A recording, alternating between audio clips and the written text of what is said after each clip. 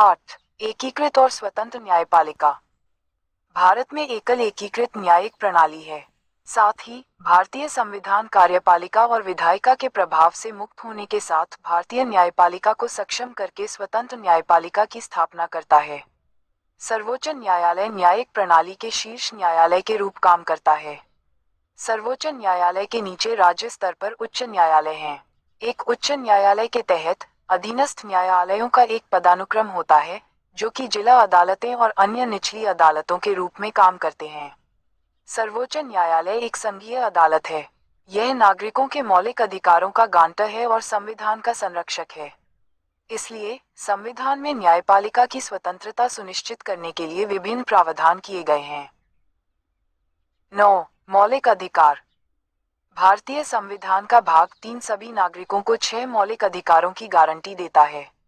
मौलिक अधिकार भारतीय संविधान की महत्वपूर्ण विशेषताओं में से एक हैं। संविधान में मूल सिद्धांत है कि प्रत्येक व्यक्ति एक मनुष्य के रूप में कुछ अधिकारों का हकदार है और ऐसे अधिकारों का उपभोग किसी बहुसंख्यक या अल्पसंख्यक की इच्छा पर निर्भर नहीं करता है। किसी भी बहुसंख्यक को इन अधिकारों को निरस्त करने का अधिकार नहीं है। मौलिक अधिकार भारत में राजनीतिक लोकतंत्र के विचार को बढ़ावा देने के लिए हैं। वे कार्यपालिका की निरंकुशता और विधायिका के मनमाने कानूनों की सीमाओं के रूप में कार्य करते हैं। मौलिक अधिकार प्रकृति में न्यायसंगत हैं, अर्थात उनको कोई छीन नहीं सकता है। 10. राज्य के नीति निर्देशक सिद्धांत। Doctor B.R. अम्बेडकर के अनुसार राज्य नीति के निर्देशक सिद्धांत भारतीय संविधान की एक नवीन विशेषता है। इनकी समायोजन संविधान के भाग 1 में किया गया है। लोगों को सामाजिक और आर्थिक न्याय प्रदान करने के लिए नीति निर्देशक सिद्धांतों को हमारे संविधान में शामिल किया गया था। निर्देशक सिद्धांतों का उद्देश्य भारत में एक कल्याणकारी राज्य की स्थापना करना है, जहां कुछ लोगों के हाथों में धन का संकेंद्रण नहीं हो सकेगा। वे प्रकृति में न्यायोचित हैं। मिनर्वा मिल्स मामले 1980 में सर्वोच्च न्यायालय ने कहा कि भारतीय संविधान की स्थापना मौलिक अधिकारों और निर्देशक सिद्धांतों के बीच संतुलन के आधार पर की गई है। 11. मौलिक कर्तव्य। मूल संविधान में नागरिकों के मौलिक कर्तव्यों का प्रावधान नहीं था। स्वर्ण सिंह समिति की सिफारिश पर 1976 के 42वें संशोधन अधिनियम द्वारा मौलिक कर्तव्यों को हमारे संविधान में जोड़ा गया था। ये भारत के सभी नागरिकों के लिए 10 मौलिक कर्तव्यों की एक सूची देता है। बाद में 2002 के 86वें संविधान संशोधन अधिनियम में एक और मौलिक कर्तव्य जोड़ा गया। अधिकार लोगों को गारंटी के रूप में दिए जाते हैं, जबकि कर्तव्य ऐसे दायित्व हैं जिन्हें पूरा करने की अपेक्षा प्रत्येक नागरिक से की जाती है। हालांकि राज्य के नीति निर्देशक सिद्धांतों की तरह कर्तव्य भी प्रकृति में न्यायोचित, जिनका उल्लंघन या अनुपालना न होने पर कोई कानूनी कार्यवाही नहीं हो सकती है। संविधान में कुल 11 मौलिक कर्तव्यों का उल्लेख किया गया है। भारत के नागरिकों के मौलिक कर्तव्य। साल 1976 में भारतीय संविधान में 42वें संविधान संशोधन में मौलिक कर्तव्य को शामिल किया गया था। इन्हें पूर्व सोवियत संघ के संविधान के मौलिक कर्तव्यों से लिया गया था। मौलिक कर्तव्य की संरचना सरदार स्वर्ण सिंह समिति की सिफारिश के आधार पर की गई थी। भारत के नागरिकों के मौलिक कर्तव्यों की संख्या पहले 10 थी, लेकिन बाद में संवैधानिक संशोधन द्वारा इनकी संख्या 11 कर दी गई थी। भारतीय नागरिकों के 11 मौलिक कर्तव्य। 1. समस्त भारतीय नागरिकों को संविधान का आदर सम्मान करना होगा और साथ ही उसको सर्वमान्य मानकर उसका पालन करना होगा। तिरंगा व राष्ट्रगान का आदर सम्मान करना।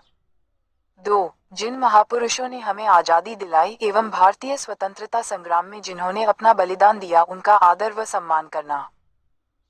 3. राष्ट्र की एकता, अखंडता और संप्रभुता की रक्षा करना और उसका आदर एवं गौरवपूर्ण सम्मान करना। 4. राष्ट्र की विचारधारा और राष्ट्र के आदर्श मूल्यों की रक्षा करना। 5.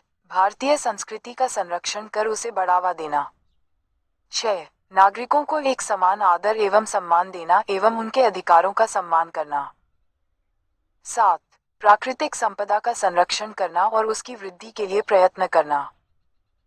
8. वैज्ञानिक मानदंडों को अपनाना और राष्ट्र के विकास के लिए ज्ञान के क्षेत्र में वृद्धि करना। 9. सार्वजनिक संपत्ति की रक्षा करना व उसे हानि नहीं पहुंचाना। 10. राष्ट्र के विकास हेतु सामाजिक कार्यों में अपना योगदान देना। और 11 माता पिता द्वारा अपने बच्चों को प्राथमिक निःशुल्क शिक्षा 6 से 14 वर्ष प्रदान करवाना। 12 भारतीय धर्मनिरपेक्षता। भारत का संविधान एक धर्मनिरपेक्ष संविधान है, इसलिए ये भारतीय राज्य के आधिकारिक धर्म के रूप में किसी विशेष धर्म का समर्थन नहीं करता है। भारत के संविधान द्वारा विचारित एक धर्मनिरपेक्ष लोकतंत्र की विशिष्ट विशेषताएं हैं। राज्य स्वयं को किसी धर्म के साथ नहीं जोड़ेगा या उसके द्वारा नियंत्रित नहीं होगा, जबकि राज्य हर किसी को किसी भी धर्म का पालन करने के अधिकार की गारंटी देता है, जिसमें एक विरोधी या नास्तिक होने का अधिकार भी शामिल है।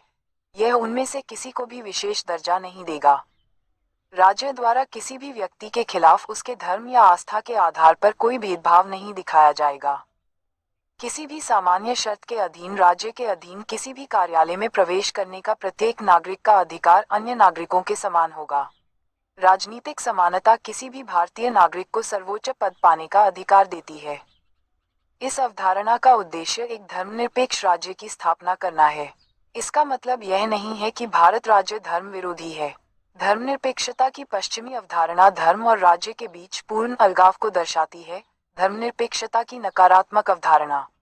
लेकिन भारतीय संविधान धर्मनिरपेक्षता की सकारात्मक अवधारणा का प्रतीक है, यानी सभी धर्मों को समान सम्मान देना या सभी धर्मों की समान रूप से रक्षा करना।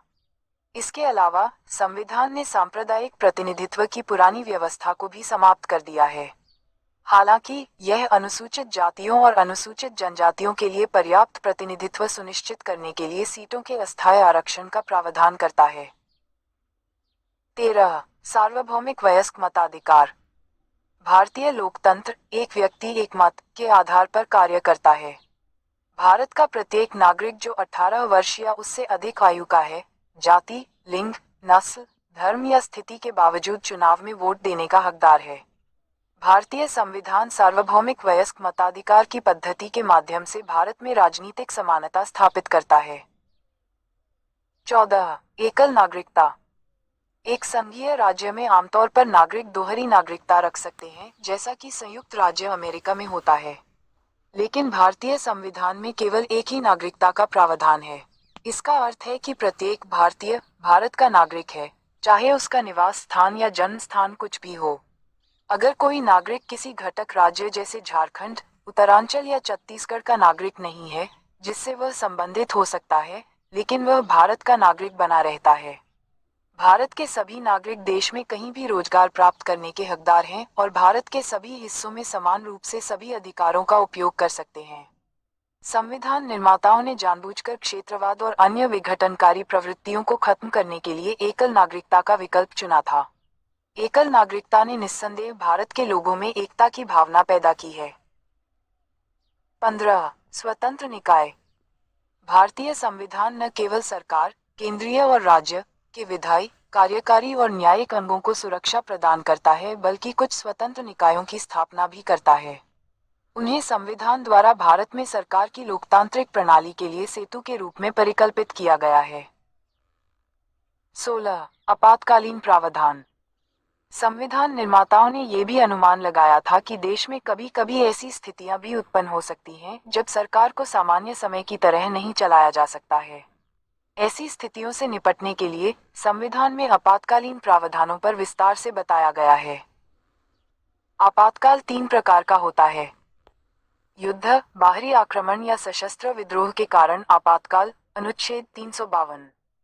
राज्यों में संवैधानिक तंत्र की विफलता से उत्पन्न आपातकाल, अनुच्छेद 356 और 365। वित्तीय आपातकाल, अनुच्छेद 360। इन प्रावधानों को शामिल करने के पीछे तर्कसंगतता देश की संप्रभुता, एकता, अखंडता और सुरक्षा, लोकतांत्रिक राजनीतिक व्यवस्था और संविधान की रक्षा करना है। आपातकाल के दौरान केंद्र सरकार सर्वशक्तिशाली हो जाती है और राज्य केंद्र के पूर्ण नियंत्रण में चले जाते हैं। संघीय सामान्य समय के दौरान से एकात्मक आपातकाल के दौरान राजनीतिक व्यवस्था का इस तरह का परिवर्तन भारतीय संविधान की एक अनूठी विशेषता है।